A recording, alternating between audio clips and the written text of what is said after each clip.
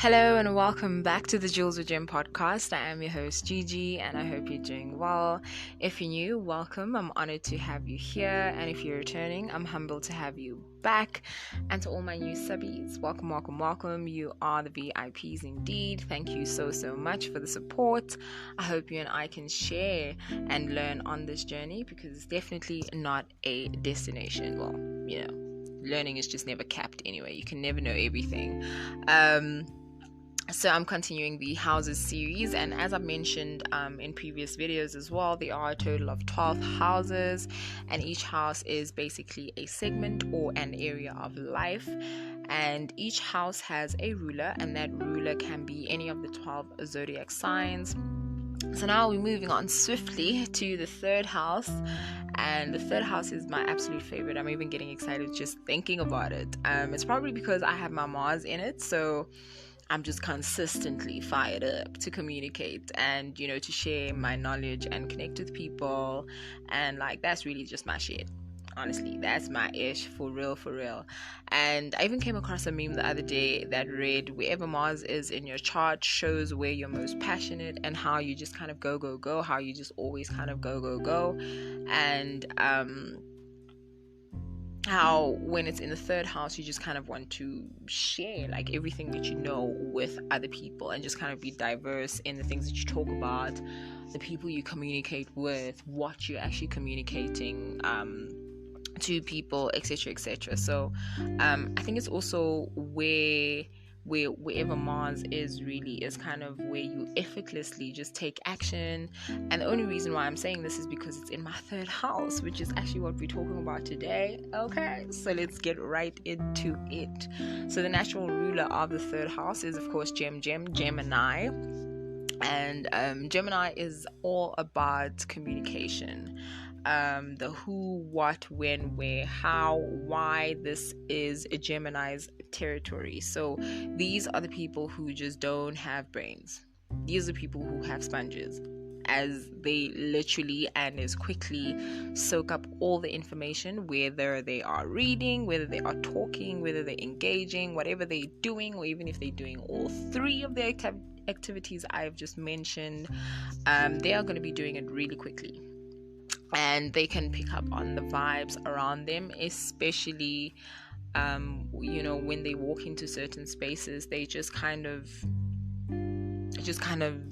check the energies, and they just already know how to act, and then they'll just act accordingly. And I think this is also why they get such a bad rep in the first place. They get such a bad rep for being fake, because they really do be acting, but I don't even think it's acting. I think it's just more like they just instinctively know that some parts of their personality just won't be welcomed in certain spaces, so they kind of tame parts of themselves, or parts of their personality, so to speak, until they get to a point where they are comfortable, because obviously who just walks into a room and is comfortable to be themselves in a room full of strangers? Come on. We all have an element of being reserved. Of course, there are people that just walk into a room and kind of own it, even when there are strangers. But I think it's only polite to kind of walk into a space and first observe what's happening, and then you can claim the space as your own. Well, that's just the way I think also. But anyway, it's not about me.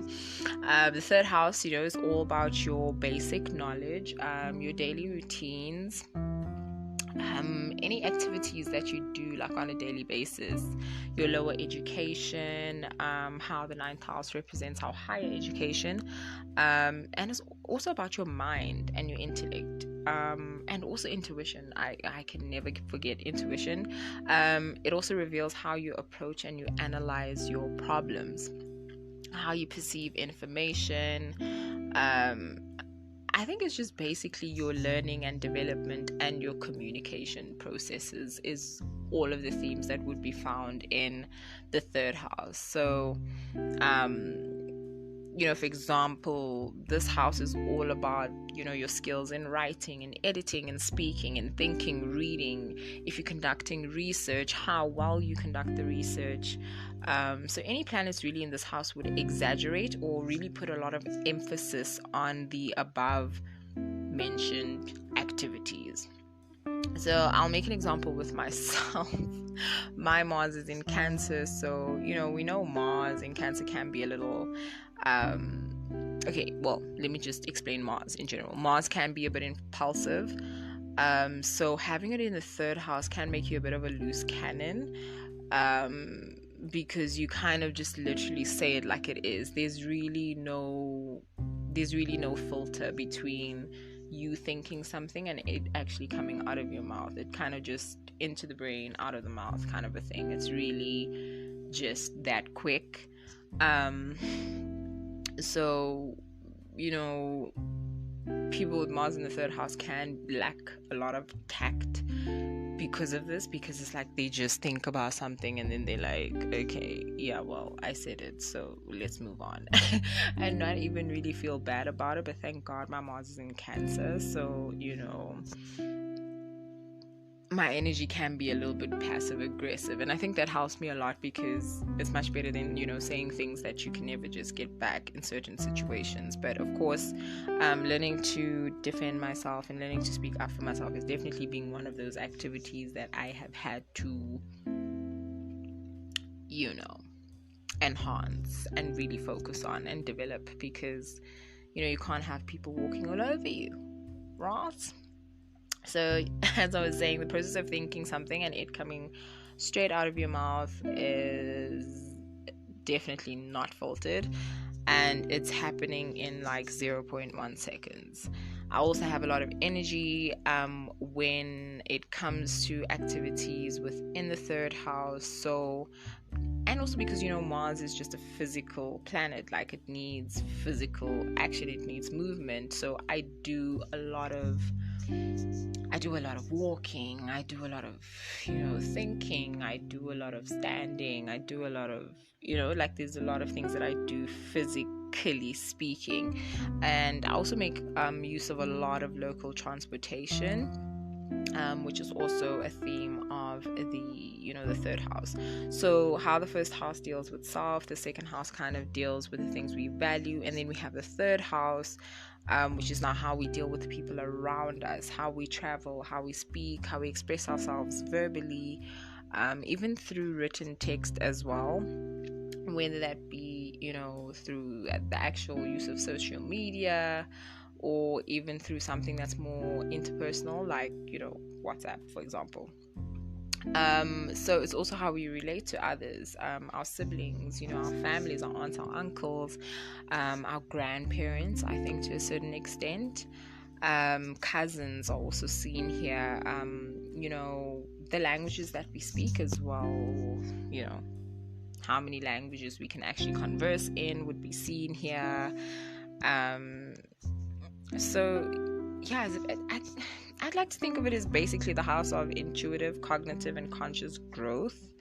And also that having a number of planets in this house can indicate like a lot of changes, like you're constantly going through changes, but you're very, very intuitive, you're very, very intellectual, because we need to understand that the third house is literally about the way you think and how it's so easy for you to perceive the way other people might be thinking, because you pick up on energies so quickly. So you're able to kind of, like I said, pick up on people's energies within the drop of a hat. Literally all it takes is just walking into a room and you immediately know where this is going or not going and how you need to behave, etc., etc. And Bob's your uncle, literally.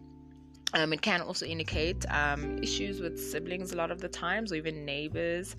With Mars here, it can be very chaotic. It can, or even without Mars, it can really be a chaotic house because of the fact that it is not really stagnant. It's not an energy that is still. It's very much an energy that is up and down. down, side to side, vertical, horizontal. There's a lot of things that need to be done. Like, it's the house of the multitasker, it's the house of Gemini. So there needs to be a lot of activity that's happening here. And of course, planets that are malefic, and by malefic I just mean planets that are, because I like to think most of the malefic planets are, planets that are generational, like your Saturn, or your Uranus, or those types of planets. So if you have any of those planets, then understanding the energy is definitely something you need to invest in, so that you can, because for example, having Saturn in the third house can be a bit complicated, because the way in that you communicate can be very limiting. You either don't really know how to explain how you feel to people, you don't know how to communicate with people, or you really have really firm boundaries that it makes it hard for people to kind of get to know you, or you may have issues with how you communicate or express your thoughts even. It just depends on how the planet is aspected for us to actually paint the bigger picture. But it's very important to understand the third house, because it helps you understand what is going on in that particular area of life, as I'm always saying. So I mean, it's important to observe the planets there, because if you do have a lot of planets in your third house, you kind of need to know how to manage that energy, because it is a lot of energy. It's your own intuition together with other people's intuition, so there's a lot really happening. And I think there's also a certain level of pressure that comes with the third house, especially if there are planets there, because essentially your mind has a mind within several other minds, if that makes sense. And it's like the pressure to constantly be learning and acquiring knowledge, and to share it with those around you can really be overwhelming. And also there's that pressure of just not being the smartest person, and it has nothing to do with dumbing down your energy. It just has everything to do with really finding spaces where you can be not as intellectual as everyone, and you find yourself in spaces where people are more intellectual than you. That would really be helpful, because there's pressure to learn and acquire knowledge, like, constantly. So really, if you have any planets here, I feel you completely. I have a moon in Gemini, and it's a tad rough. It really is. And so there's also that pressure to just not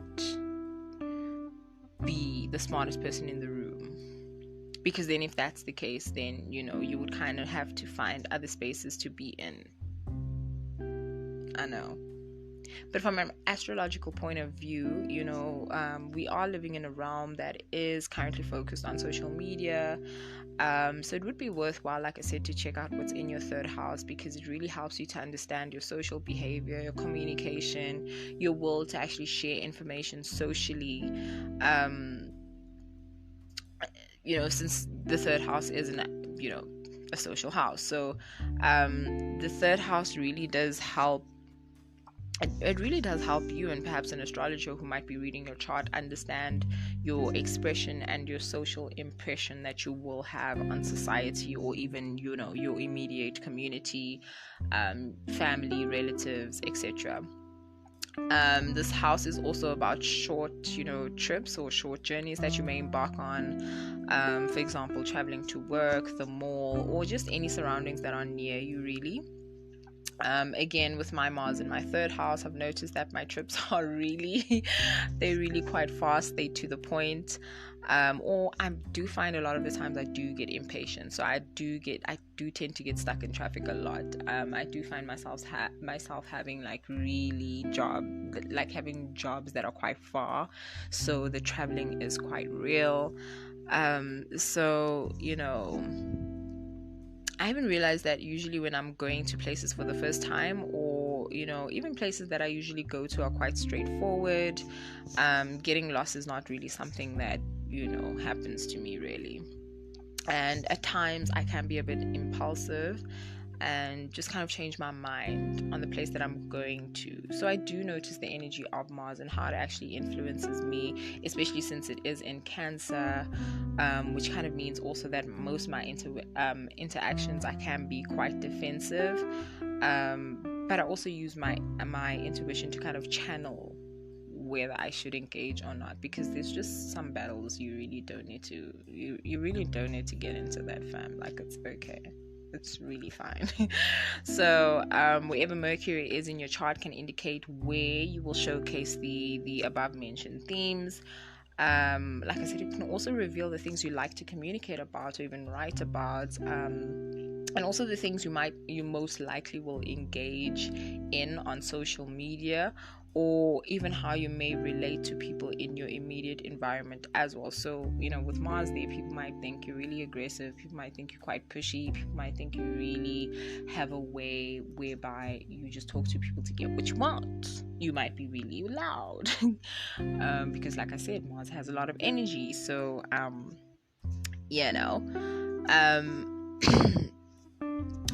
like I mentioned in the beginning as well, it also can indicate your intuition, as the third house has everything to do with the mind, how we think, our creativity. It's basically our psychological makeup, so to speak, and any planets there can really just indicate your intuitive nature as well. I always hope to bring clarity in the understanding or study of astrology, and I hope you have understood a little bit more about the third house and its influence. In my next video, I will be discussing the fourth house, and who knows, I might add an extra video based off my celebrity series. That would be quite interesting. But yeah, my plan is to actually discuss all of the 12 houses, and then we can get into the nitty-gritty of the aspects. I'm really excited about that. On that note, thank you so much for tuning in. Let me know your thoughts in the comments down below. Show me some love. Subscribe to my channel if you'd like and feel I have brought some value to your understanding of astrology. And as always, your time spent is much appreciated. Till next time, you know what you do, so keep doing what you do.